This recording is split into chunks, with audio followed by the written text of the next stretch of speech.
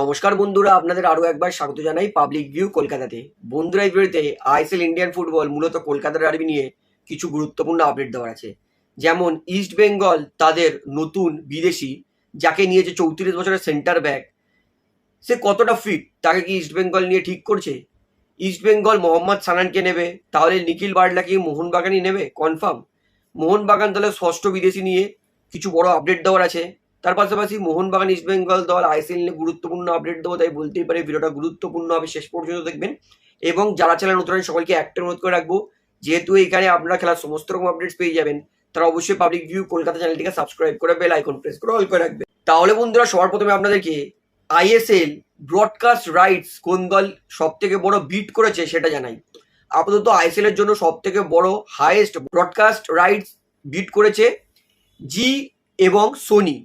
অর্থাৎ যদি জি আইএসএল কেনে তাহলে জি স্পোর্টস বা ইউনাইটেড স্পোর্টসের টিভিতে দেখাবে আর মোবাইলে জি5 অ্যাপ্লিকেশনে, আর সোনি কিনলে সোনি স্পোর্টস নেটওয়ার্ক আর সোনি লিভ অ্যাপ্লিকেশনে। তবে সত্যি বলতে এই দুটো চ্যানেলই মারাত্মক কঞ্জুস।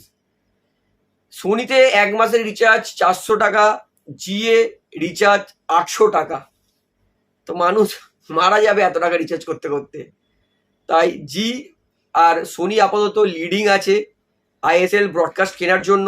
তবে এখনো কিন্তু ফাইনালিশ হয়নি। তবে আমি রিকোয়েস্ট করব জিও হটস্টার কোম্পানিকে, আম্বানিকে, যাতে অ্যাটলিস্ট আইএসএলটা কেনে। আইএসএলটা কিনলে কি গরিব মানুষরা কম দামে ইন্ডিয়ান সুপার লিগটা দেখতে পারবে জিও হটস্টারে। তো দেখা যাক আইএসএল এর ব্রডকাস্ট রাইটস কাকে বিক্রি করে এআইএফএফ। তো কোন চ্যানেলে আইএসএল দেখাবে সেটা জানলে কিন্তু আপনাদেরকে আমি অবশ্যই জানিয়ে দেবো। এইবারে আপনাদেরকে বলি, গতকালের একটা ভিডিওতে আমি তো আপনাদেরকে কনফার্ম করে দিয়েছিলাম যে মোহাম্মদ সানান, এই ইয়াং ট্যালেন্ট, তাকে নেওয়ার জন্য ইস্ট বেঙ্গল এগিয়ে, এবং নিখিল বার্লা এই 23 বছরের রাইট ব্যাক, এই প্লেয়ারটাকে নেওয়ার জন্য মোহনবাগান এগিয়ে। তো তারপরেও আপনারা কেন জিজ্ঞেস করছেন, কালকের ভিডিওতে তো আমি ক্লিয়ার করে দিলাম। তো আরও বলছি যে মোহনবাগানও মোহাম্মদ সানানকে নিতে চাইছে, তবে যেহেতু চাংটে মানবীর আছে, ওই পাশে লিস্টন ডিজান ড্রাজিক আছে, সেই কারণে কিন্তু মোহাম্মদ সানানের জন্য সেরকমও ইন্টারেস্টেড নয়। বিশেষ করে সিএফএল খেলানোর জন্য মোহাম্মদ সানানকে মোহনবাগান নিত। তবে যেহেতু ইস্টবেঙ্গল দলের হয়তো ডিলটা বেটার আছে, সেই কারণে কিন্তু মোহাম্মদ সানান ইস্টবেঙ্গল দলে আপাতত এগিয়ে। তবে যেহেতু এখনো সই করেনি, তাই সই না করলে কিন্তু অফিসিয়াল বলতে পারবো না যে মোহাম্মদ সানানকে ইস্টবেঙ্গল নিয়ে না মোহনবাগান। নিখিল বার্লাও একই রকম, মোহনবাগান এগিয়ে আছে, কারণ আশিস রায় ছাড়া কিন্তু মোহনবাগানের কাছে রাইট ব্যাক নেই এই মুহূর্তে। তো নিখিল বার্লা তাকে কিন্তু নেওয়ার রেসে মোহনবাগান এগিয়েছে, কারণ মোহনবাগান ভালো চুক্তি অফার করেছে নিখিল বার্লাকে। তবে ইস্টবেঙ্গলও কিন্তু নিখিল বার্লাকে নিতে চাইছে। তবে আরেকবার বলছি, চুক্তিতে সই না হলে কিন্তু কখনোই গ্যারেন্টি দিয়ে বলা যাবে না যে নিখিল বার্লা বা মোহাম্মদ সানান ইস্টবেঙ্গল সই করবে না মোহনবাগান। এইবারে আপনাদেরকে তার পরের আপডেট যেটা হচ্ছে, ইস্ট বেঙ্গল দলের নতুন ক্রোয়েশিয়ান 34 বছরের সেন্টার ব্যাক ডিয়েগো জিবুলিক, এই প্লেয়ারটা কেমন এবং কেন ইস্টবেঙ্গল 34 বছরের বয়সী আরও একবার এত বয়স্ক সেন্টার ব্যাকের দিকে ঝাঁপাচ্ছে। তো বলে রাখি, ইস্টবেঙ্গল ফ্যান্সরা যে চিন্তা করছিল যে 34 বছরের সেন্টার ব্যাক ইনজুরি লাগতে পারে, দেখুন ইনজুরি 25ও লাগতে পারে, 34ও লাগতে পারে, ইনজুরির কোনো গ্যারেন্টি নেই, ভাগ্যে যা লেখা আছে সেটাই হবে।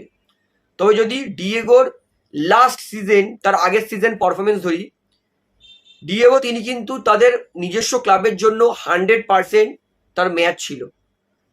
কোনো ম্যাচেই সেরকম চোটে বা বড় চোটের সমস্যায় ভোগেনি ডিয়েগো। তো যেহেতু লাস্ট দুটো সিজন পুরো ফ্রি ফুটবল খেলেছে চোট ছাড়া, সেই কারণেই কিন্তু ইস্টবেঙ্গল দল ডিয়েগোকে নেওয়ার জন্য কিন্তু মরিয়া, এবং কথাবার্তাটা কিন্তু অ্যাডভান্স স্টেজেও চলছে।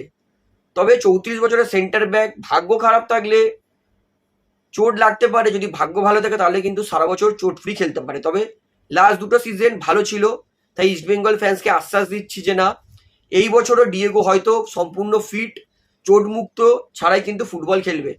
কারণ অবশ্যই 34 বছর একটা ফ্যাক্ট আছে, কিন্তু যেহেতু লাস্ট দুটো সিজন চোট লাগেনি, তাই আশা করছি এই সিজনও চোট লাগবে না। তো প্লেয়ারটার মার্কেট ভ্যালু 1,60,00,000 টাকা। তো অবশ্যই এই যে প্লেয়ারটাকে 34 বছরের সেন্টার ব্যাকে ইস্টবেঙ্গল সই করছে, এতে আপনি খুশি না অখুশি সেটা কিন্তু আমাকে অবশ্যই কমেন্টে জানাবেন। এইবারে বলি, যারা আমাকে জিজ্ঞেস করছিল যে দাদা ডেজান ড্রাজিক তিনি ডার্বি খেলবে কিনা, তো উত্তরটা হচ্ছে না। আজকে বিকেলবেলায় ডেজান ড্রাজিক তিনি প্র্যাকটিস করলেও তিনি কিন্তু আলাদা ফিটনেস ট্রেনারের সঙ্গে প্র্যাকটিস করেছে। তাই মনে হচ্ছে ডেজান ড্রাজিক কিন্তু ডুরান্ড ডার্বিতে থাকবে না, তার সম্ভাবনাই বেশি। তবে আজকে মোহনবাগান ফ্যান্সদের জন্য দারুণ সুখবর। ইস্ট বেঙ্গল দল আমার অতীত ক্লাব, আজকে কিন্তু বুঝিয়ে দিলেন মিগুয়েল ইস্ট বেঙ্গলের সঙ্গে তার কোনো সম্পর্ক নেই। তিনি মোহনবাগান সমর্থকদেরকে কিন্তু আশ্বাস দিয়েছেন যে অবশ্যই ডার্বিতে সেরা পারফরমেন্সটা দেবে এবং মোহনবাগানকে জেতাবে। মিগুয়েল তাছাড়া আজকে প্র্যাকটিসে কিন্তু কঠোর পরিশ্রম করেছে। এই এতদিন মিগুয়েল যে মোহনবাগান দলে এসেছে, আজকের যে সন্ধ্যেবেলায় মিগুয়েল প্র্যাকটিসটা করেছে সেখানে কিন্তু মিগুয়েলকে সব থেকে বেস্ট ফিট মনে হচ্ছিল। এবং যেহেতু মিগুয়েল বলে দিয়েছে মোহনবাগান সমর্থকদেরকে যে ডার্বি জিতবেই, অর্থাৎ বোঝাই যাচ্ছে যে মিগুয়েলের জন্য ইস্টবেঙ্গল কিন্তু এবার অতীত ক্লাব। তো ওই মিগুয়েল কিন্তু সমর্থকদেরকে আশ্বাস দিয়েছে যে ডার্বি তিনি মোহনবাগানকে জেতাবেন। তো দেখা যাক মিগুয়েল নিজের কথা ফুলফিল করতে পারে কিনা।